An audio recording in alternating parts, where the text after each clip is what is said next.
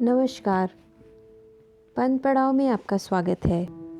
आज सुश्री सुभद्रा कुमारी चौहान जी की लिखी कहानी कैलाशी नानी। तो आइए शुरू करते हैं। पता नहीं मेरी कैलाशी नानी अभी संसार में है भी कि नहीं, परंतु उनकी स्मृति इतनी ताज़ा है कि आज भी कैलाशी नानी वही अपनी मैली सी घुटनों के ऊपर तक की धोती, फटी हुई मिर्जई पहने, बगल में रोटी और नमक की पोटली संभाले और हाथों में गायों को हाँकने का डंडा लिए न जाने कितनी बार आंखों के सामने घूमती हुई दिख जाती है। वह गंवार अनपढ़ स्त्री जिसे अक्षर का भी ज्ञान न था, सहज ही भुला देने के योग्य न थी। मेरी नानी न होकर भी वह मेरी नानी थी। मेरे मामा के गांव में मामा के घर से हटकर उनका छोटा सा झोपड़ा था, लिपा पुता साफ। उस झोपड़े में ना तो कोई दरवाज़ा था जो कभी बंद हो सके और ना कोई दूसरा सामान। बर्तनों के नाम पर कुछ मिट्टी के ठीकरे थे और बिस्तर की जगह थोड़ा सा पुआल पड़ा था। यही मेरी कैलाशी नानी की गृहस्थी थी। पड़ोसी ही उनका परिवार थे और गांव के बच्चे परमेश्वर। हाँ, तो मेरी कैलाशी नानी उस गांव में रहने वाले जानवरों को चराने ले जाया करती थी। उस गांव में करीब 40 घर थे और प्रत्येक घर में से एक सेर अनाज चराई में मिल जाया करता था। कैलाशी नानी की जीविका यही थी। इसी में कैलाशी नानी का दान पुण्य हो जाया करता था और इसी अनाज को बदलकर उन्हें रोज़ के व्यवहार के लिए नमक मिर्च मसाला भी लेना पड़ता था। पैसे तो गरीब गांव वालों को वैसे ही बड़ी कठिनाई से देखने को मिलते थे। कैलाशी नानी जैसी गरीबनी को पैसों का दर्शन दुर्लभ होना ही चाहिए। इस प्रकार जीवन बिताकर भी कैलाशी नानी दुखी न थी। वे सदा प्रसन्न और हंसती रहती, दूसरों की सेवा के लिए तत्पर रहती। आधी रात को भी कोई बुला लो तो वह तुम्हारा काम कर देगी और तुमसे किसी प्रकार की आशा न रखेगी। जाड़े के दिन शुरू थे। एक दिन मामा के गांव से एक आदमी संदेशा लेकर आया कि मामा ने माँ को और बच्चों को बुलवाया है। जब तक माँ ने मामा के घर चलने की तैयारी न कर डाली, तब तक हम सब भाई बहनों ने उन्हें तंग कर डाला। सबसे बड़ा भाई मैट्रिक में था, इसलिए उसे छोड़कर हम सभी भाई बहनों को लेकर आखिर एक दिन माँ मामा के घर आ गई। माँ के साथ आने वाले भाई बहनों में मैं सबसे बड़ी थी। मेरी उम्र 10-11 वर्ष थी। हम भाई बहनों को मामा के घर में और तो कुछ अच्छा ना लगता, पर मामा के घर से 100 फुट दूर पर एक नदी बहती थी। उसमें नहाने और कैलाशी नानी के साथ ढोर चराने जाने में बड़ा आनंद आता था। कैलाशी नानी जिस जगह ढोरों को ले जाती थी, वहाँ दूर तक जहाँ तक दृष्टि जाती सब हरा ही हरा दिखाई पड़ता था। दूर दूर तक आम, पीपल और ढाक के वृक्ष थे। इनकी घनी छाया में दोपहर को आराम करते। गांव के छोटे बच्चों का एक झुंड नानी के नेतृत्व में ढोर चराने निकल जाता। वहाँ केवल ढोर ही न चराए जाते, वहाँ कहानियाँ भी कही जाती, पहेलियाँ पूछी जाती और कभी कभी रामलीला का खेल भी खेलते। हम भाई बहनों को इस ग्रामीण जीवन में बहुत सुख मिलता। एक छोटा भाई था, वह तो माँ के साथ ही रहता था। हम 3 भाई बहन प्रायः रोज कैलाशी नानी के साथ जंगल में जाते।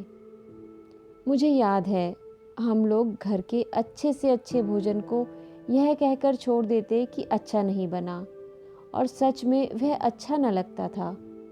कैलाशी नानी की जंगल में सूखी रोटियां, नमक और कभी चटनी के साथ खाने में जितना स्वाद आता था, उतना स्वाद कभी किसी भोजन में नहीं आया।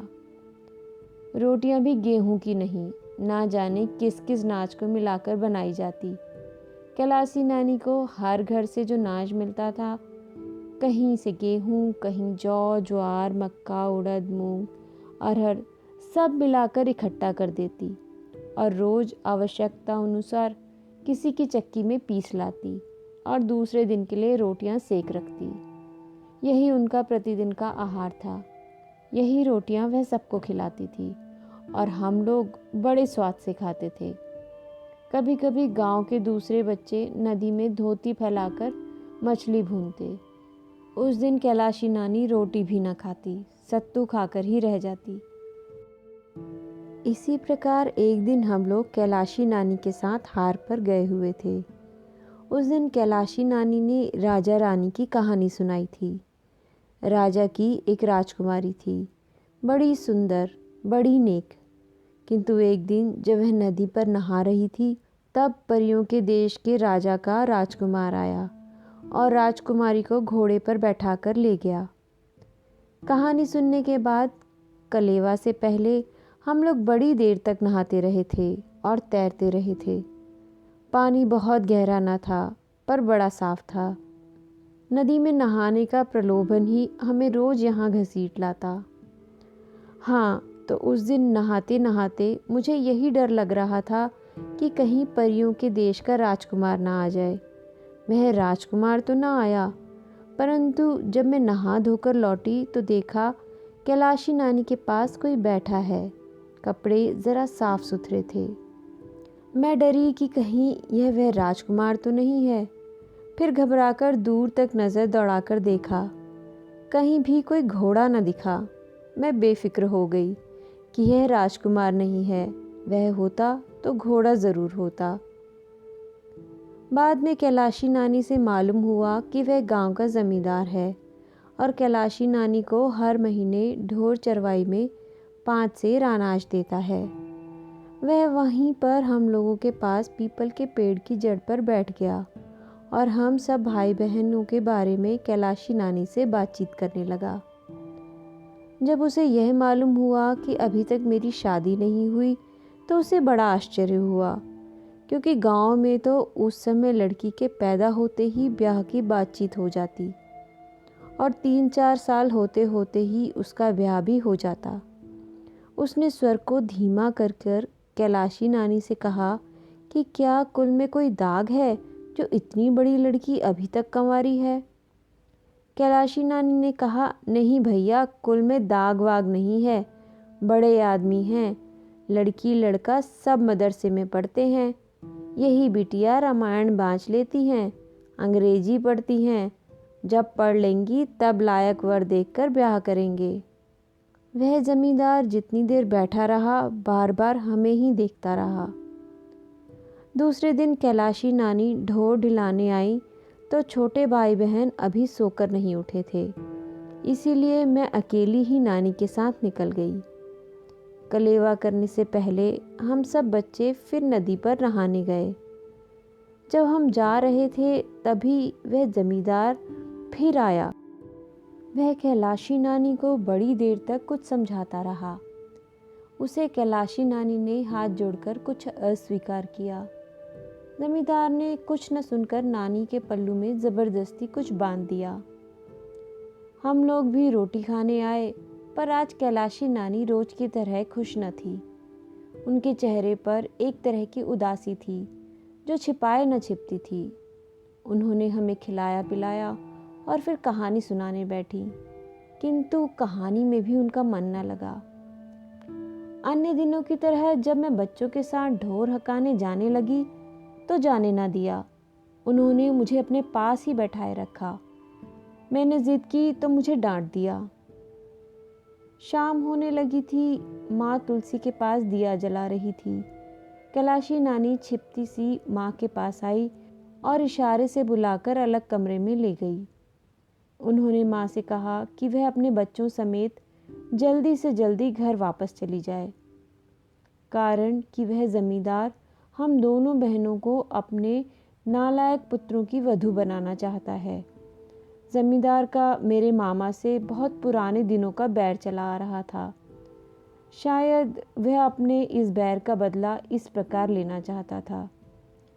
वह चाहता था कि कैलाशी नानी के साथ ढोर चराने जाने पर हम दोनों बहनों की मांग में अपने पुत्रों से सिंदूर भरवा दे। इस प्रकार हम दोनों बहनें उसकी पुत्र वधुएं बन जाएंगी। मामा जानकर भी कुछ न कर सकेंगे। इस काम में वह कैलाशी नानी की सहायता लेना चाहता था, इसीलिए 10 रुपये उनके पल्लू में ज़बरदस्ती बांध दिए थे। 40 रुपये काम पूरा हो जाने के बाद देने का वादा किया था। कैलाशी नानी ने शपथ लेते हुए वह 10 रुपये कमर से निकालकर माँ को दिखाए और फिर बोली, बिटिया झूठ नहीं कहती, मेरे पास तो 10 पैसे भी नहीं, फिर ये 10 कलदार कहाँ से आए? ये उसी अधर्मी ने बांध दिए हैं। तुम बिटिया को लेकर चली जाओ। इस गांव का जमींदार इतना अधर्मी है, तुम यहाँ फिर ना आना। बिटिया का शादी ब्याह करके उसे ससुराल भेजकर ही फिर आना। कैलाशी ने यह भी कहा कि वह हमारे जाते ही इन रुपयों को जमींदार के आगे फेंक देगी। अधर्म का पैसा वह स्वीकार न करेगी। मुझे याद आया कि एक दिन इकन्नी लेकर मैं नानी के साथ चली गई। कैलाशी नानी ने मुझसे लेकर वह बहुत संभाल कर रख ली और शाम को लौटकर वह माँ को वापस कर दी।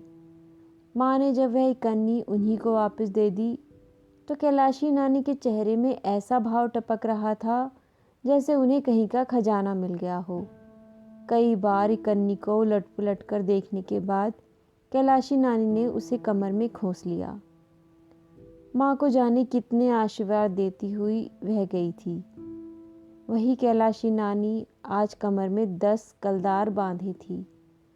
कल जरा सी बात पर 40 रुपये और मिलने वाले थे, पर कैलाशी नानी अधर्म का पैसा नहीं चाहती थी।